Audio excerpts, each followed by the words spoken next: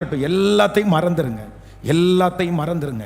ஒரு new beginning, ஒரு புது துவக்கம், ஒரு புது துவக்கம், ஒரு புது துவக்கம். இந்த வருஷத்தினுடைய கடைசியில் இந்த 100 நாள் ஜபத்தை ஆண்டவர் ஆயத்தம் பண்ணதுக்கு காரணம் உண்டு.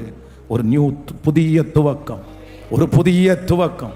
எல்லாம் ரீஸ்டார்ட் பண்ணி, எல்லாத்தையும் டிலீட் பண்ணி, எல்லாம் வாஷ் அவுட் பண்ணி, எல்லா அசுத்த கரைகளை வாஷ் அவுட் பண்ணி, என் மைண்டில் இருக்கிற எல்லா தேவையில்லாததை தூக்கி போட்டு ஒரு புது துவக்கம், ஜோர்தான் புது துவக்கம்.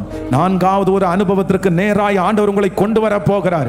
பலன் கொண்டு திடமனதாயிரு, திகையாதே, கலங்காதே, நீ போகும் இடமெல்லாம் உன்னோடு கூட நான் வருவேன். ஆமென், ஹல்லேலூயா. எலியாவின் தேவன் நம்மத்திலே இருக்கிறார். ஆமென் சொல்லுங்க பார்க்கலாம். எத்தனை பேர் ஆமோதிக்கிறீர்கள்? இன்றைக்கு ஆண்டவர் நிறைய பேருக்கு தெளிவாய் கர்த்தர் பேசி இருக்கிறார். இப்போ நம்ம சொல்லுவோம்னா ரொம்ப அழகா இருக்குது.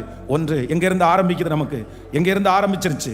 இந்த அப்படியே ஜோஷுவா ஆண்டவரிடத்துல கர்த்தர் சொல்றாரு, மோசே இறந்துட்டாரு, கர்த்தர் சொல்றாரு ஒரு பெரிய திட்டத்தை வச்சு உன்னை மூவ் பண்றேன்னு ஆண்டவர் ஜோஷுவாவை கொண்டு வந்து பலப்படுத்தி, கர்த்தர் அப்படியே ஆபிரகாமை இணைச்சு அவரை வான்னு கூப்பிட்ட ஆண்டவர் நம்மையும் தரிசனத்துக்கு முன்னாடி நின்று கர்த்தர் வா அப்படின்னு கூப்பிட்டு, ஆமென். நான் நம்புறேன் கர்த்தர் இந்த வருஷத்தின் இந்த கடைசியில கர்த்தர் நம்முடைய தரிசனத்துக்கு பின்னாடி நின்று நிறைய பேரை வா அப்படின்னு கூப்பிடுறாரு. நீ வா அப்படின்னு கூப்பிடுறாரு.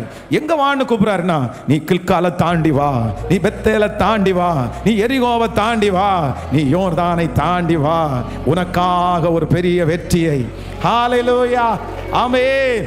நம்ம ஒருத்தன் மாத்திரம் போதும். பாகாலுக்கு முன்பாக முழங்கால் படியிடாத 7000 பேரை கர்த்தர் வைத்திருக்கிற அந்த இடத்துல ஒருவரை கர்த்தர் தேடுகிறார்.